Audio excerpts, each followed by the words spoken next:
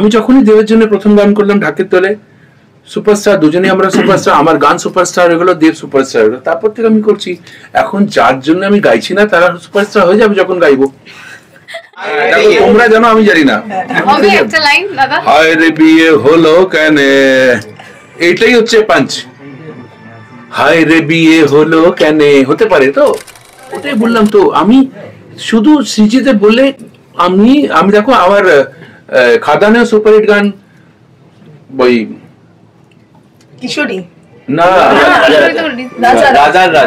বিয়ে হলো কেন কি, তোমরা জানো আমি জানি না। হায় রে বিয়ে হলো কেন, এইটাই হচ্ছে পাঞ্চ।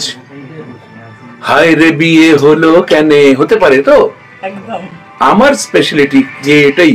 তাই এবার দাড়িওয়ালা দেব বলেছে আমার জন্য অভিজিৎ দাকে ডাকো। এটা এই গান আমি বোম্বেতে বসে গিয়েছি, দেবের যতগুলো গান করেছি, কিংবা আমি সবসময় যখনই গান করি তো আমার গান has to be superstar voice, গানের পরে কিংবা গানের আগে।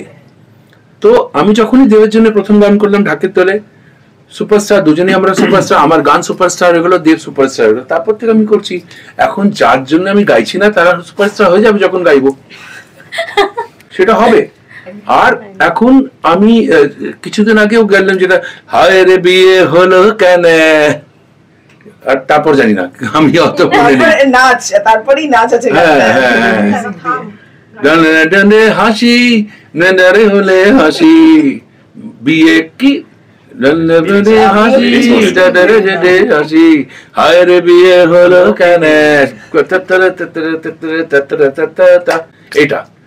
আর সৃজিতের গান আমি স্পেশালি আমার রুটটা বানিয়ে আসলাম, কেন কি সৃজিতের লেট হচ্ছিল, দাদা গান করতে হবে। আর আমি বললাম সৃজিতের গান গাইবো, আতেল একটু খুব ওদের ফিলসফি, সৃজিত হচ্ছে যে মেকার, ওরা একটা ক্রিয়েট করে। আমি বললাম না, এটা ছাড়া উচিত। তাহলে আমি প্রথমবার লাইফে কলকাতায় কোনো স্টুডিওতে এসে গান রেকর্ড করলাম। That is the first time. Thank you so much. ঢাকের তালে কোমর দোলে খুশিতে নাচে মন, আজ বাজা কাসর জমা আসর, থাকবে মা আর কত দিন, বলো দুর্গা মাই কি জয়। Thank you.